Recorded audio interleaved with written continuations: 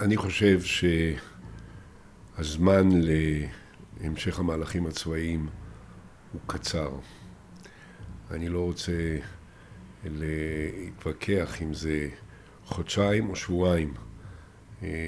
אני לא מספיק שותף לקביעת המהלכים ביום יום, ולכן אין לי דרך לפסוק בעניין, אבל לפי הערכתי חודשיים זה הרבה יותר זמן מכפי שהקהילה הבינלאומית וארצות הברית יהיו מוכנים להשלים עם הפעולה הצבאית, ולכן ישראל תצטרך להגיע למקסימום ההישגים הצבאיים שלה הרבה קודם.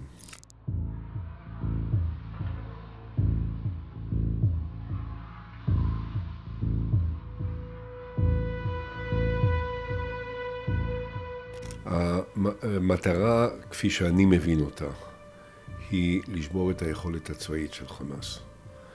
ואני חושב שכבר עכשיו חלק ניכר מהיכולת הצבאית של החמאס נשבר. צריך להמשיך בזה.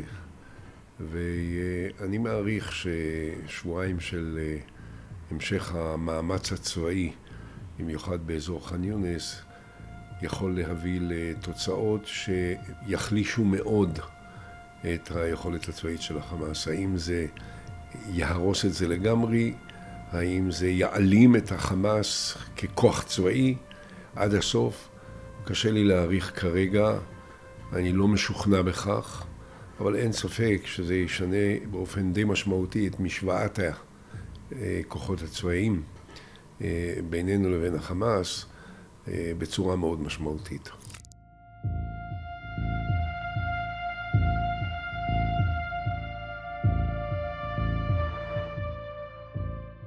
תמיד יכול להיות שישארו אנשים שהם יגידו שהם תומכים בחמאס, ושהחמאס כתפיסת עולם טרוריסטית שמחפשת להביא להשמדת ישראל כישות ציונית, כפי שהם מגדירים את זה, ברמה ההצהרתית בוודאי תישאר. מה תהיה היכולת הצבאית של החמאס לקדם את המטרות שלה? אני חושב שחמאס ספג כבר עכשיו מכה קשה ביותר. אני חושב שהוא יספוג עוד מכה קשה מאוד. אני מעריך שהאוכלוסייה בעזה, בח'אן יונס, ברפיח, בכל האזורים האלה שנפגעו ויפגעו עוד כתוצאה מהמלחמה הזאת, יהיו אזורים לא ידידותיים לחמאס. ולכן זה יכביד מאוד על היכולת של החמאס להמשיך ולפעול באותה אופן שהוא פעל בעבר.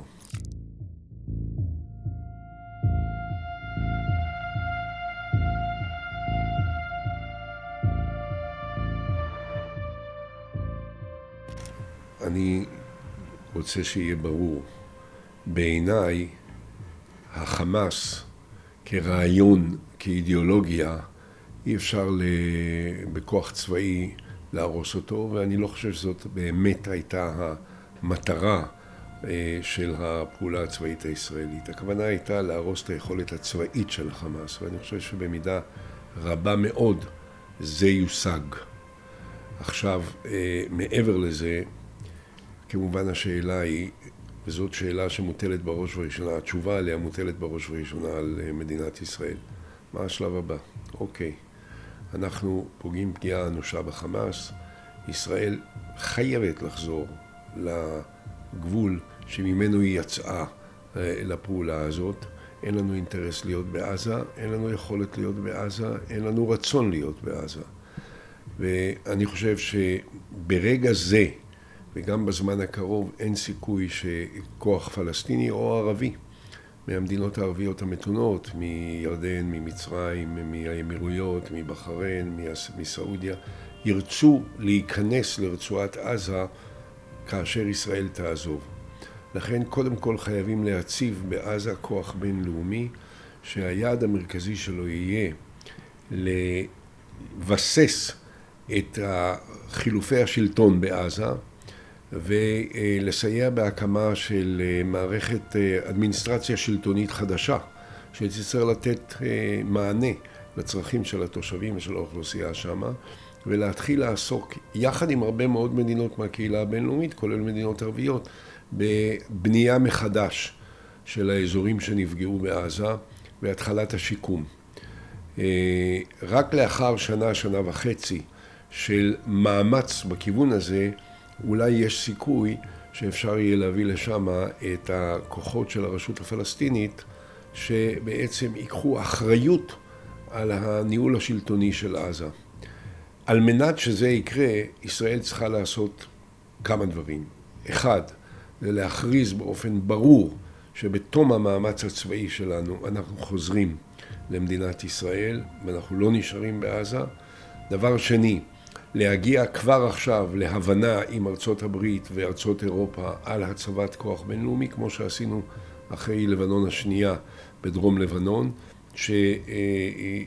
שיחזיר איזושהי מידה של יציבות לעזה. והדבר השלישי, ישראל צריכה להכריז כבר עכשיו שהיא מיד בתום הפעילות הצבאית תהיה מוכנה לשבת עם הגורמים הפלסטינים כדי לנהל איתם משא ומתן על פתרון שתי המדינות. אין אלטרנטיבה פוליטית אחרת, ומדינת ישראל חייבת, לפי מיטב הבנתי, להציע אופק פוליטי שייצור איזושהי תחושה של סיכוי לשינוי. אם אנחנו נעשה את זה, הקהילה הבינלאומית תהיה סבלנית לתת לנו עוד קצת זמן להשלים את הפעולה הצבאית. אם לא נעשה את זה, יש חשש שלא נשלים את הפעולה הצבאית, שלא נחזיר את כל החטופים, ושהמצב בעצם יחזור למה שהוא היה תוך תקופה לא ארוכה.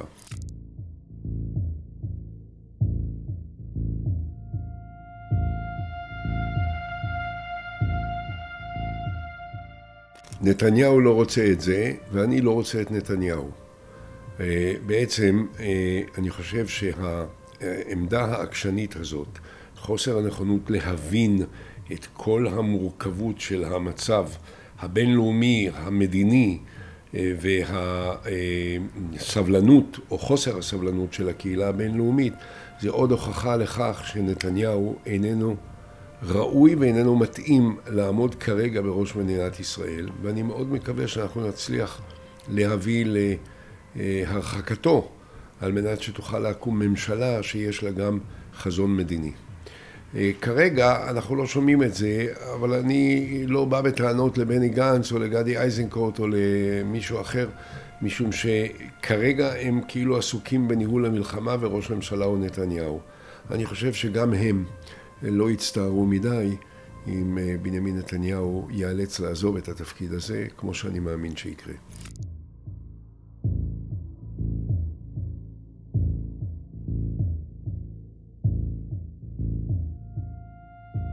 מה שמשפיע על ניהול המלחמה זה העובדה שנתניהו עסוק חלק ניכר מהזמן שלו בניהול מלחמה נגד היריבים הפוליטיים שלו, נגד האופוזיציה, ובעיקר להישרדות הפוליטית והאישית שלו. זה מאוד מפריע, משום שזה יוצר תחושה של ריב ועימות פנימי בציבור הישראלי, דווקא בזמן שהציבור הישראלי רוצה להיות מאוחד. אבל נתניהו גרם הרבה מאוד נזקים, וזה עוד נזק שהוא גורם, ולכן אני משוכנע שנתניהו צריך לעזוב את התפקיד שלו, לא בתום המאמץ הצבאי, אלא מיד עכשיו.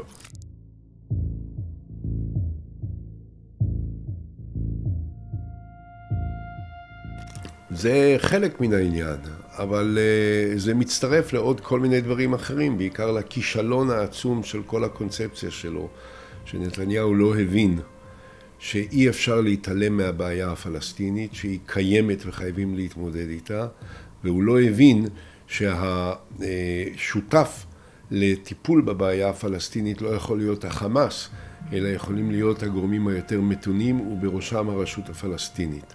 העובדה שנתניהו במשך שנים רבות בעצם טיפח את החמאס כדי שהוא לא יצטרך להידבר עם הרשות הפלסטינית, הייתה שגיאה אסטרטגית ששיקפה מידה מופלגת של יהירות, של שטחיות, של חוסר אחריות ושל הפקרות, שתרמה תרומה מכרעת להפתעה הגדולה שבה נתפסנו בשביעי לאוקטובר.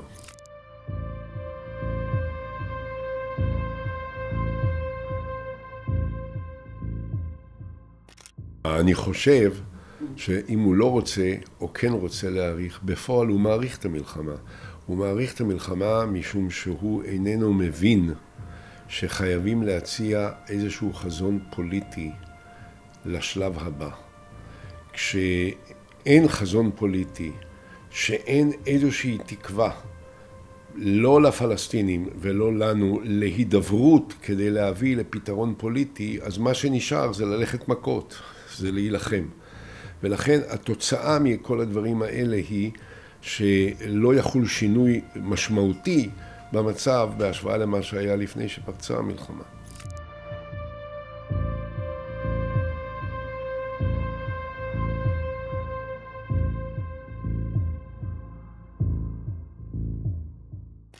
מהיום הראשון שכיהנתי כראש ממשלה, ועוד לפני כן, חשבתי שאין שום עתיד למזרח התיכון, לא ליציבות ולא לשקט, בלי הידברות רצינית בינינו לבין הפלסטינים.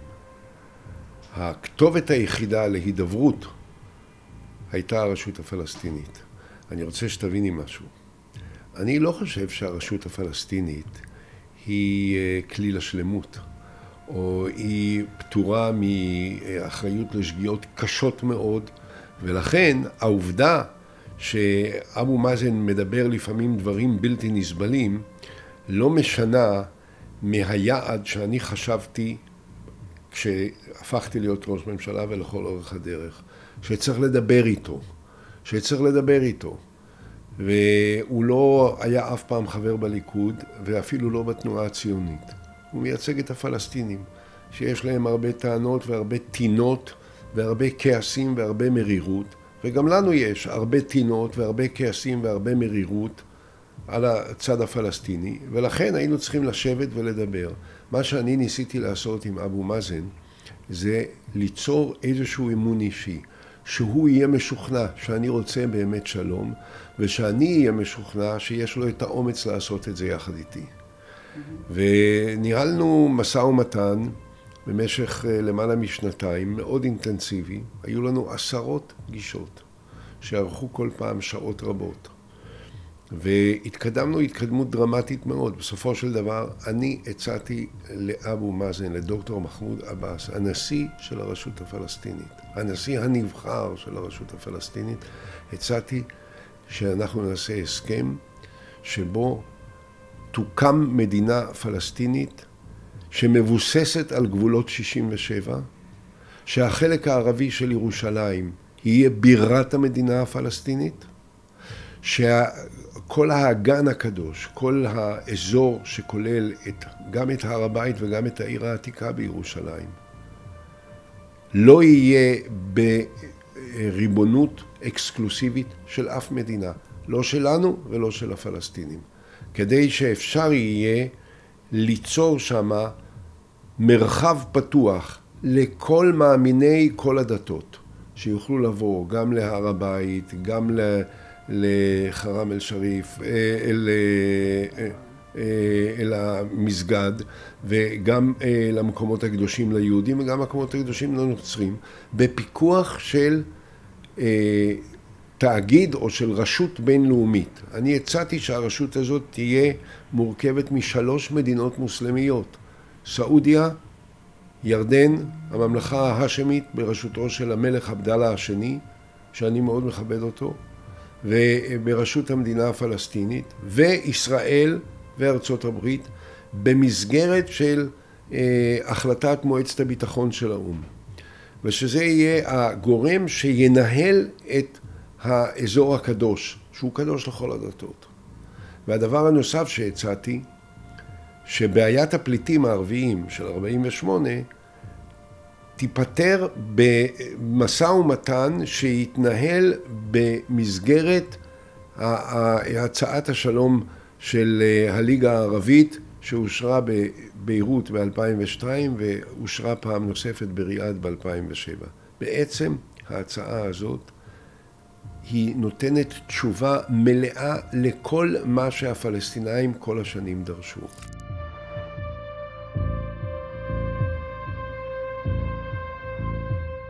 אין מקום לפתרון אחר. אפשר לשבת ולהסביר למה זה קשה, אפשר להסביר למה זה בלתי אפשרי, רק אי אפשר להציע משהו אחר יותר טוב. אין. ולכן אין ברירה. זה מחייב אותנו להתגבר על המון חששות שמטבע הדברים רק התחזקו בחודשיים האחרונים. זה מחייב את הפלסטינאים להתגבר על הרבה דברים. אבל אין אלטרנטיבה. ואת זה מבינים גם בארצות הברית וגם באירופה וגם לפי דעתי במדינות הערביות המתונות. אני לא דיברתי כבר כמה שנים טובות, לא עם המלך עבדאללה השני ולא עם הסיסי, ואני לא יכול לדבר בשמם. אני משוכנע שהם מבינים שהחמאס הוא אויב של כל הערבים, לא רק של הפלסטינאים, כמו שהוא אויב שלנו, וצריך להיפטר ממנו. אבל כדי שהם ישלימו עם מה שישראל עושה היום, ישראל צריכה להיות חכמה ולהציע אופק מדיני לגבי המחר.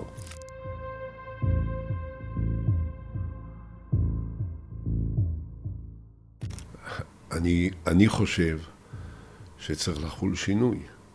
אני חושב שהשינוי הזה הוא בסופו של דבר שינוי לטובה גם לפלסטינים וגם לנו וגם לכל המדינות הערביות המתונות שסביבנו.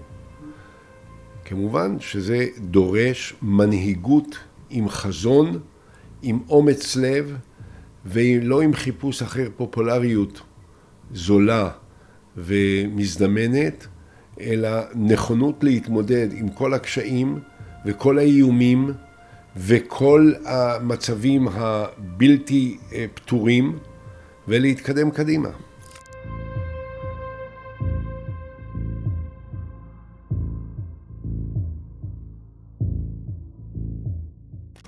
כשאני הייתי ראש ממשלה לא היה לי שום לחץ, מעולם.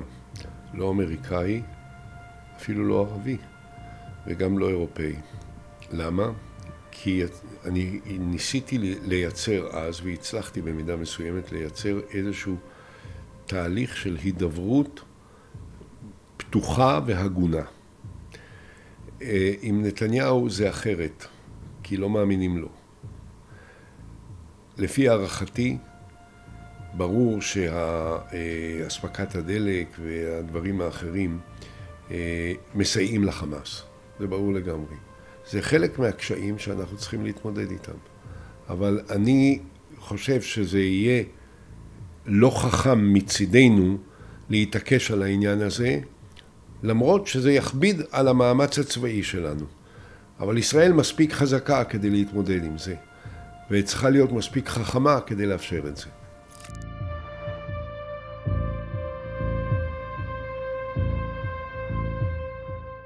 מה בדיוק הממשלה והצבא צריכים לעשות עכשיו כדי להחזיר את החטופים?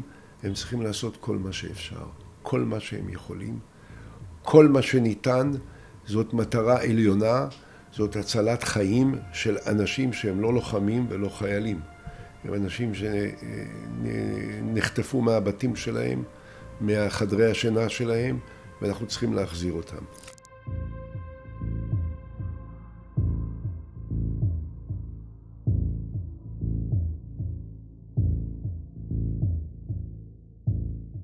תראי, כשהייתי ראש ממשלה, הייתי מאוד קשוח בניהול משא ומתן על שחרור שבויים, כפי שאת ודאי יודעת, ולא הסכמתי.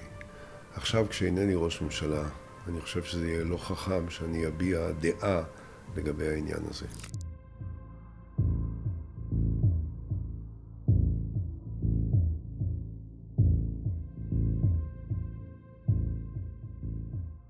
אני לא חושב שאפשר להגיד שאין חשש לחייהם. יש חשש לחייהם. השאלה היא באיזה אופן, מה אנחנו עושים כדי לשחרר אותם כמה שיותר מהר. אמרתי, אנחנו צריכים לעשות הכל, כל מה שאפשר, כל מה שאי אפשר, כל מה שניתן, על מנת להביא לשחרורם. ואני לא חושב שאפשר להגיד למשפחות דברים שהם לא אמיתיים. הם כולם אנשים שמבינים את המציאות המורכבת שבה אנחנו נמצאים. חובת הממשלה לעשות הכל. האם המשך הפעולה הצבאית מקילה על האפשרות לשחרר אותם, או מכבידה על האפשרות לשחרר אותם? אני לא יודע להגיד. אני חושב שזה דבר שהממשלה צריכה. אילו הייתי ראש ממשלה, הייתי יודע לקבל החלטה בעניין.